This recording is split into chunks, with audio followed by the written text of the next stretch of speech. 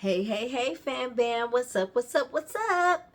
It's your girl Santina, and yes, I am back with another video.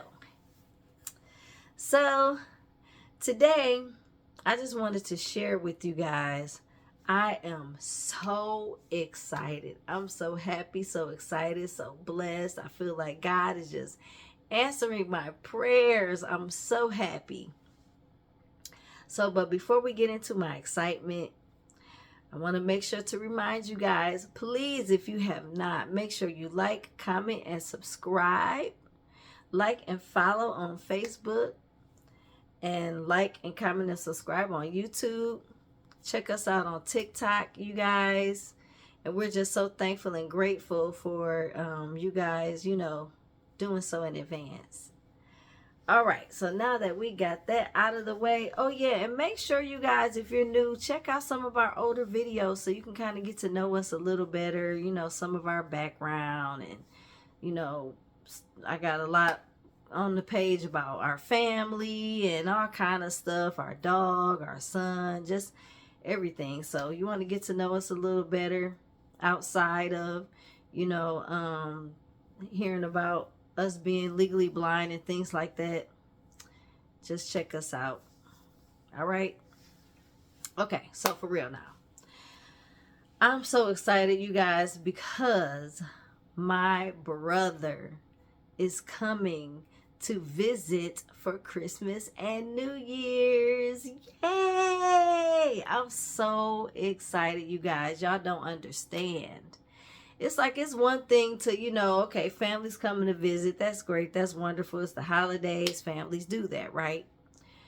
But this is very special to me because my brother and I, um, previously before me seeing him, I got to see him for the first time in like, oh my gosh, like 20 years. At the beginning of the year in January, I got to see him for the first time in 20 years, and it was so amazing to me. My brother, his name is Willie. He lives in Mississippi, and the reason why this visit is so special to me, or the reason why I'm taking time to talk about this, is because my brother and I, we grew up in foster care. We were in every single foster home together. I never allowed us to be separated. And, my brother is kind of like, he was kind of like my son growing up, because my brother, okay, you guys know that I am legally blind. My brother, he is mentally impaired. So, with his mindset, he's more like, okay, back when we were teenagers, when he was 15, he had probably the mindset of like a 8-year old. So even though I was disabled, I had my disability, I looked out for my brother like I was his mother. So we were very close. Like I said, we've been in every single foster home together. And in the last foster home that we were in, the woman who was our foster mom, she got upset with me because I was 17 and I decided to basically leave her house and go to another family. And at 17, you're able to do that. So I didn't like leaving my brother. I hated it. But I was just moving down the street. Like literally, he stayed on one corner. You go down the street and turn the corner, my house was right there. So that's the only reason why I felt comfortable leaving him there. But we're going to really get into that. I'm going to go live and really express to you guys the whole full details of my brother and I and what happened, and,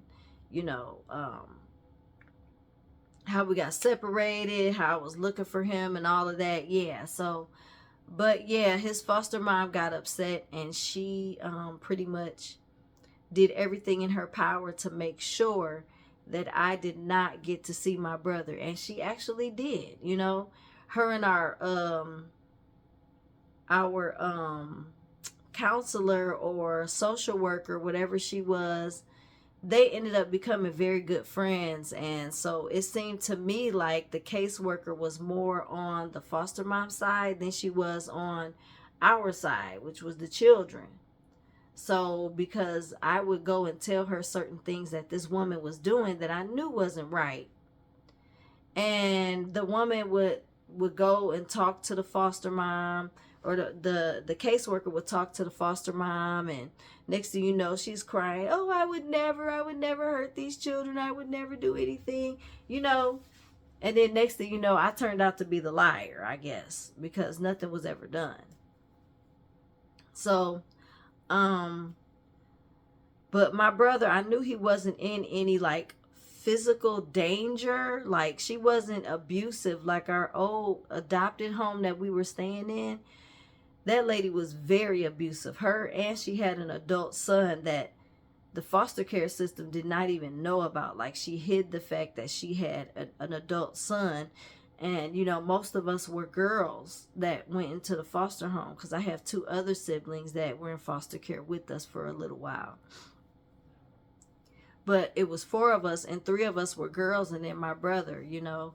So, you guys are going to hear all about that story. But anyway, so this foster home was not as bad. You know what I'm saying? It's not like she was this, like a terrible abuser. There was just things about her that I just was not comfortable with. You know, she kind of had a little something going on in her mind where she was not really completely there a lot of times, and then she used to drink, and you know, but I didn't feel like my brother was in any danger, or I would have done what I could to get both of us taken out of the home instead of just leaving him there. But she was good. She was okay. Like, she, you know, made sure he ate every day, made sure he had decent clothes, made sure he went to the doctors, made sure, you know what I'm saying? So she was good with taking care of him.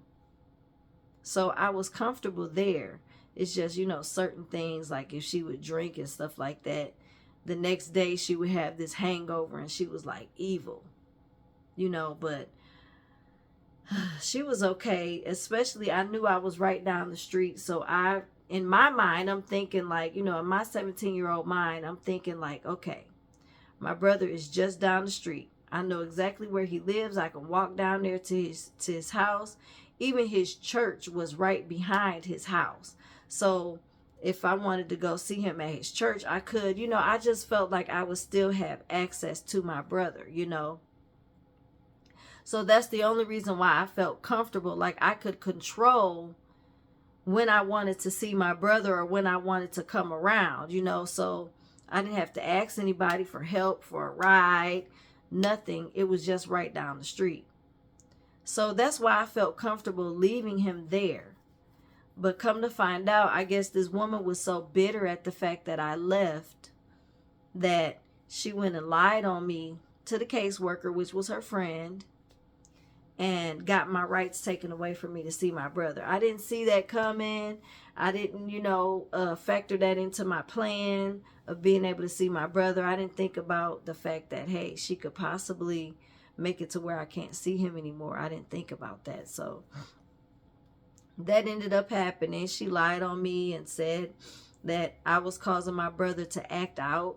Like, I told him that he didn't have to do what she told him to do because she's not his mom, which of course I would never do, because I'm not in the place where I can, you know, protect him or anything like that. So why would I tell him to be disobedient? And I'm not there. I'm not in the house. I didn't do it while we were there living together. So why would you think I would wait until we move, or until I move out, to try to tell him, yeah, it's okay, you don't have to listen to her, you can do what you want to do? I wouldn't do that, you know. But the caseworker, I guess she believed the foster mom, so I had to go to court. And I was by myself. The caseworker was on the foster mom side. All I had was a public lawyer, which changed dang near every court date. So I didn't have anyone on my side who really knew my story and who really understood. It was like, hey, whoever came in that day, to fill in for the last lawyer. That's who I was with. And we probably only had like 5 or 10 minutes to talk about my case. So it's not like I had someone on my side who was able to really fight for me, you know. And so I lost visitations with my brother, which the bad thing is I didn't even understand. Like I said, I was 17. I didn't understand how it was so easy for them to just take that away. It's visitations. Like, for the way that I saw it, my brother was acting out because he's never been by himself before. He's never been separated from me before. So it seemed like somebody with common sense would have thought that, like, oh, maybe he's feeling this way because he's separated from his sister for the first time. But I don't really know. Like I said, I was 17 then, so I didn't have my adult mindset like I have now. But yeah, so I lost my visitations and everything with my brother, and she did everything she could to make sure that I was not able to see him. And then one day I actually saw my brother walking down the street, and I had my son Michael already. He was a baby, and I was pushing him in the stroller, and I saw, you know, my brother walking down the street, because I said, like I said, he stayed on one end of the street, I stayed on the other end. So I felt like I would be bound to see him or catch a glimpse of him or something, but he was never outside. But this one day, I saw him outside walking down the street. And I was like, hey, brother, it's me. It's me, your sister. And he was like, you're not my sister anymore. I have a new family. So I knew that was the foster mom that drilled that into his head. I'm no longer his sister. So that really hurt my feelings. But at the same time, I understood that that was not him speaking. So I just kind of, you know, let it go and kind of stayed out of the way, because I didn't want to get blamed for anything else. And then on top of that, I didn't want him to get into any trouble talking to me, you know. So for years, you know, I didn't see my brother. And then I heard that he moved. We were living in Monroe, Michigan at the time. His foster mom, she moved to Mississippi because that's where her family is originally from, her parents. So she ended up moving out there and taking my brother, but I had no idea where. I didn't, you know, because his foster family was my foster family too. So I knew all his cousins, aunts, uncles, you know, because I was once a foster kid too. So I would reach out to people, hey, can you tell me, you know, where my brother is? But they were afraid of the woman. They didn't, you know, they knew that she didn't want me to know anything. So they were very careful to not tell me, even though I know that they wanted to, because they'll say, oh, he's working at such and such place and he's doing good. And, you know, they would just try to reassure me that he's doing good and kind of try to tell me what he's doing wherever he's at. So every year, like for his birthday or something, I would put a post up on Facebook, you know, for his family to see, hoping that someone would, you know, just come out and say, you know, forget it, I'm going to tell her where her brother is, you know, but it never happened. So eventually, I had been praying about this for years. Lord, please reunite me with my brother. You know, I didn't do anything to deserve this, you know, and God knew. Of course, God knows everything. So he knows what really happened. He knows what the truth was and what the lie was. He knows, you know. So one day, you know, so every once in a while I will put a picture, because I only had one picture of my brother and I, and it was at Christmas, the last Christmas I spent with him at that foster lady's house. And so I would use that picture and post it, you know, and then just write whatever I wanted to say to my brother, or, you know, asking people to help me find him. So eventually, you know, I was doing that every year. But one day I was at home watching TV, and I think the show I was watching went on commercial break or something. Something happened, and I picked up my phone to check my social media, because I would even look on Facebook. I would type his name in, and nothing would show up. And I was friends with a lot of his family on Facebook because, like I said, I was considered family to them too. So, I would type his name in, nothing would come up. Then eventually one day, like I said, I was watching TV, and then I decided to just pick up my phone, like, oh, let me check my Facebook, check my Facebook notifications. And then, wouldn't you know it, this man's name popped up on my people you may know. If you have Facebook, we have a people you may know, but back then it used to pop up in your notifications. If instead of it just showing up on your timeline, it shows up in your notifications. So when I checked my notifications, his name was at the very top. I didn't even have to scroll down to find it or nothing. So I knew that was God that put that there, because normally I would see my notifications, and then up under my notifications, it'll say people you may know, and it'll have a list of people. But his name was at the very top of my notifications. So I screamed. I'm like, that's my brother, because I seen his picture on there too. And so I went on there and I immediately messaged him, and I know he can't read that well. There's only certain words that he could read, but I'm like, hopefully, where he's at, someone can read it to him if he doesn't really know what it says. But man, he immediately, I guess after he read it, he messaged me back. He accepted my friend request, because I sent him a friend request and everything. And then he called me on Messenger. Oh my goodness, I was so happy. It had been over 15 years. Dang near, 15 years. Like, for the next 5 years, which made it 20, I was talking to him on the phone, on Messenger, talking on FaceTime on Messenger. So, but his foster mom was still his foster mom, but he was living in a independent living situation for, the mentally impaired. So he had his own apartment. He had a roommate, his own apartment. He had his own phone. Like, no one had control over who he talked to. And I guess God was waiting for that time, because anytime I would try to reach out to him while he's with her, of course she's going to block it. So I believe that the reason why it took so long was because God was waiting for a time, for him to be by himself, to where no one had control over him or who he talked to.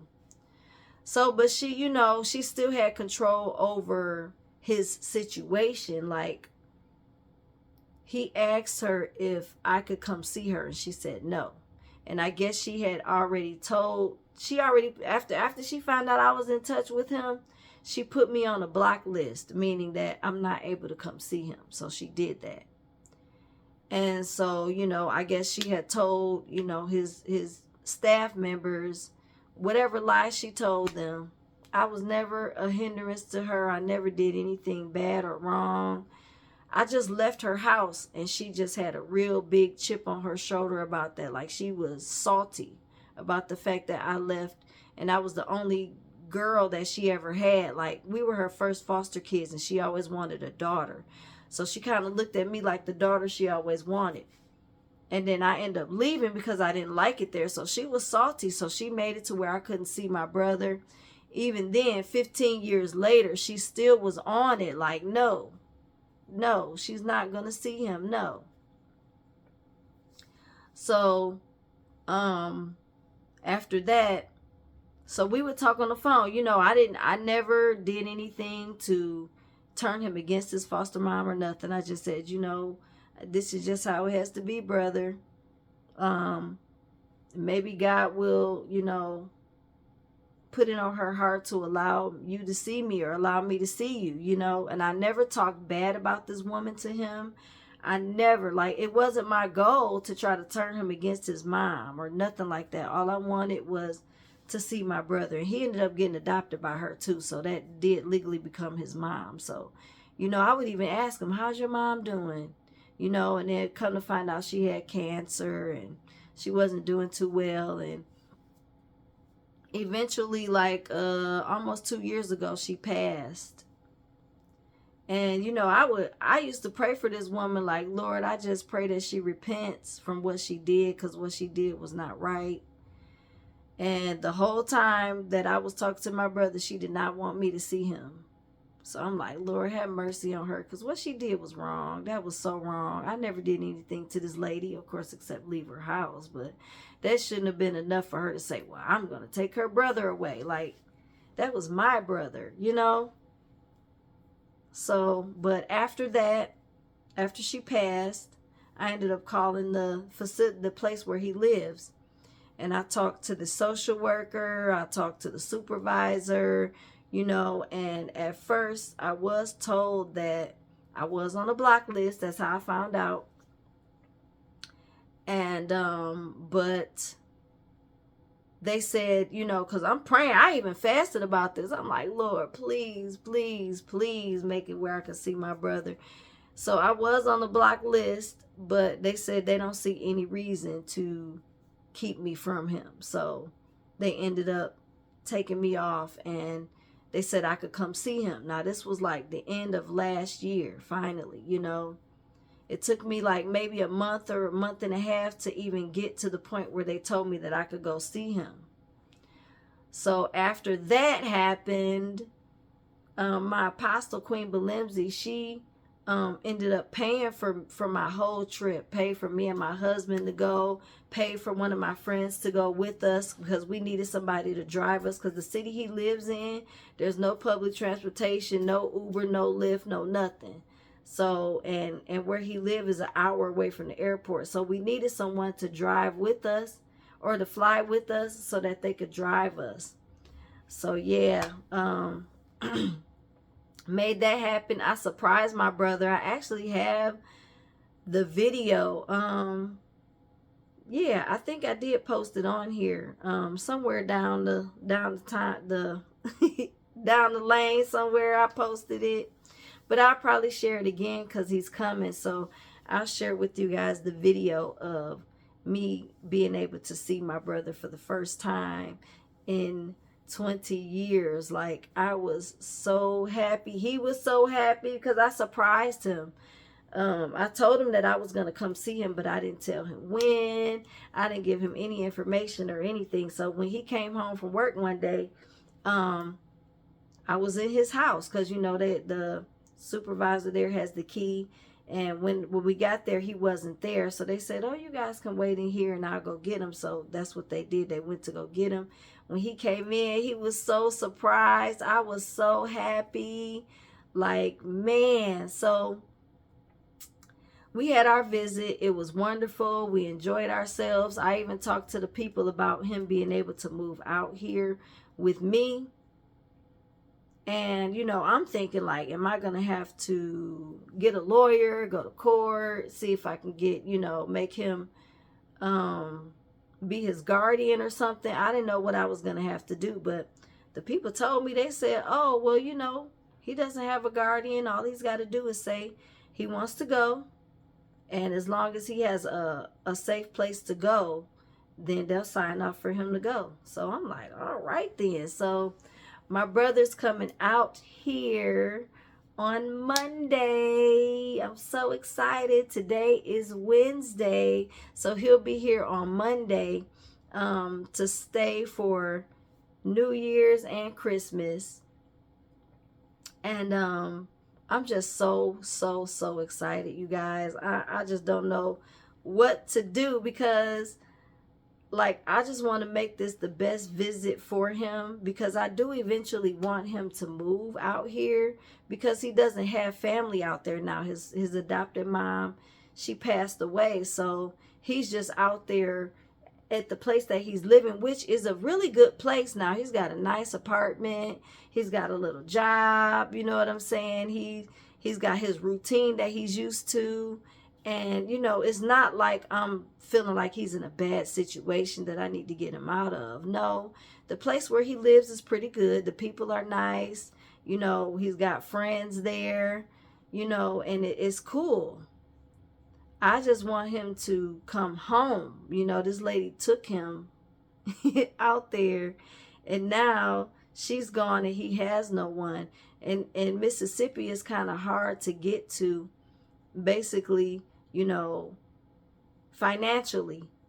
it's hard for us to just jump up and fly to Mississippi, like, and then especially with our income situation, there's no way I can promise this man that I'm going to be able to go out there to see him. My woman of God, she paid for that trip the first time, so I was so happy about that. But now it's like, shoot, man, we got to get 2 flight tickets. We got to have somebody drive us around to get to him and everything. Money to eat, money for a hotel. It's a lot. So I'm praying that after this visit, he'll be happy and wanting to move back home, you know, because he's got his foster family. Like, I don't want to take him away from his foster family. They're good people, you know. It's just me being there as a foster child with this lady. It just wasn't working out for me. But the rest of the family is cool. Like, I know all his cousins, aunts, uncles, everybody. So when he comes, I want to make sure that he's able to go and spend time with them. And then he has our biological family. I don't even know a lot of people in our biological family because, like I said, we were in foster care, so I only know a few people. But it'll be a great reunion for him. He doesn't know anyone. Like, he never even met our mother. But he'll be able to see his siblings. I want to have a siblings day where it can be me, him, my 2 sisters, and my younger brother. And we can all just get together and, you know, just spend time together, getting to know Willie and him getting to know everybody. So, yeah, it's going to be nice. So he's got that family. He's got his biological family, his foster family, and then he'll be staying here with me and my family. So I'm just excited, and I just wanted to share that with you guys. But I'm going to go more in depth with the history of me and my brother, probably on a live video, maybe tomorrow or whenever, you guys, because our story is deep. Our story is deep. So, you know, that's just like the kind of the short version, even though I did tell you guys a whole lot. But our history, like our past, there's a lot to that. So like I said, he was like my son growing up. So it's vitally like important that I'm reconnected. We talk on the phone all the time. We talk on Messenger all the time. He's always calling me or I call him, and we always talk on video, so we see each other all the time. But it's just different when you get to be in the same place with each other. And this will be his first time coming back home from moving to Mississippi in I don't even know how many years. So, and it's his first time flying too, so I got to make sure to, you know, stay in contact with him while he's flying by himself. I'm kind of nervous about it, but I know God's got him and he's going to take care of him, make sure he gets here safely. So, yep. That's my excitement, you guys. So just keep us in your prayers. Keep my brother in your prayers that he has a safe travel. And when he gets here, you guys will see him because I'll be doing videos. He don't mind being on the camera. So you guys will get to meet my brother Willie. I'm so excited. And I just can't wait. A few days away. I'm ready. We got our Christmas tree up. We got gifts up under the tree. We even got him some gifts too. So I'm so excited. I'm cooking for Christmas. He gets to taste my cooking for the first time. And yeah. So that's my excitement, guys. Yeah, yeah. I'm so excited. Okay. So that's it. I'll give you more details when he gets here or whatever's going on. I'll share with you guys because you guys are family. So yes, our brother Willie is coming home for Christmas. Man, I can't wait for him to see, you know, all of our cousins, our aunt, our uncles. I wish my mom was here to see him. God rest her soul.